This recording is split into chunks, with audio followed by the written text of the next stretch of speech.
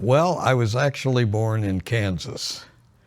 I very much identify as a Californian, but I was born in Kansas and now I live in Indiana, but California for over 60 years.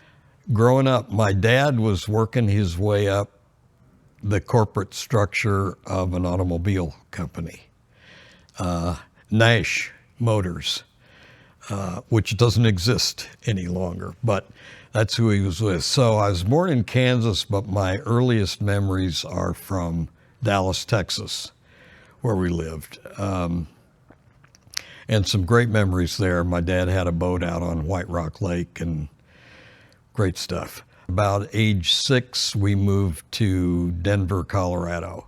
At that point, my dad was assistant zone manager for Nash, working his way up the corporate structure. And we were there for like 3 years or so. Then we moved to California. He was named zone manager for the Northern California zone, headquartered in San Francisco. And we lived in San Mateo, down the peninsula. He commuted into the city every day, which was pretty cool.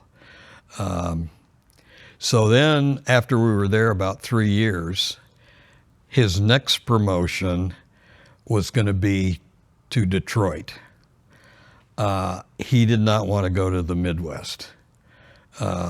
He'd like done that, you know. And so he quit Nash. And after a couple of sort of intermediate adventures, he did a total career change, and he started his own company selling and servicing restaurant equipment. It just so happened, this was like the early 50s. It might have been like 50 or 51. And just coincidentally, that is when the fast food burger place restaurant thing was getting going. I think Kroc bought out the McDonald's in like 53 or 55 or something like that. And so pretty quickly, my dad's company, they're in San Jose, we were in San Jose, California at that point, morphed into just selling milkshake machines and soft ice cream machines. But at that particular point in time, that was a good business. So I consider San Jose to be my hometown because I was there from about age 10 or so, all the way through college and my first job.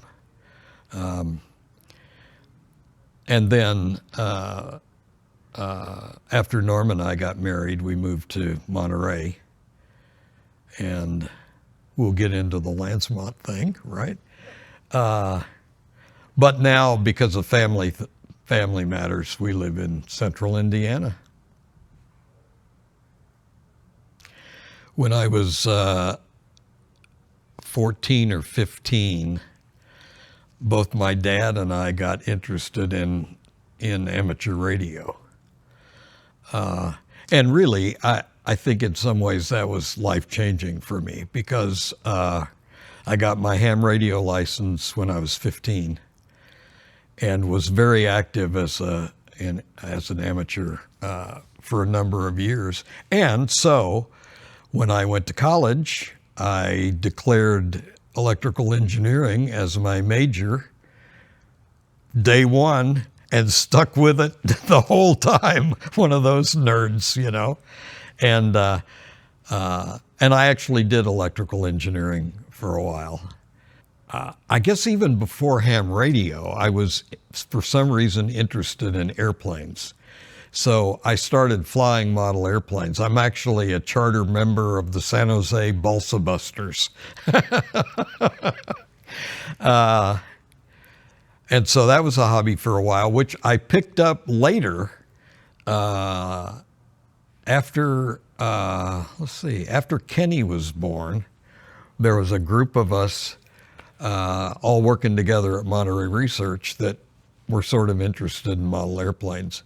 And the guys built a few and we tried to fly them, but I was the one that stuck with it and actually competed in the Northern California area. I wasn't ever very good, but I got good enough where I could coach other people, and I've actually judged at a couple of national competitions, or maybe three. One in Omaha, one in Riverside, California, and one someplace else. So that was a hobby for a while. I've liked computers, and so kind of a computer hobbyist. Not very good, but I enjoy fooling around with them. And now in my old age, we live in a retirement community, and old people are often very technologically challenged. So in my little part of the community, I kind of help them figure out how to turn their computer on and off, and what happens when the screen goes blank, that kind of thing.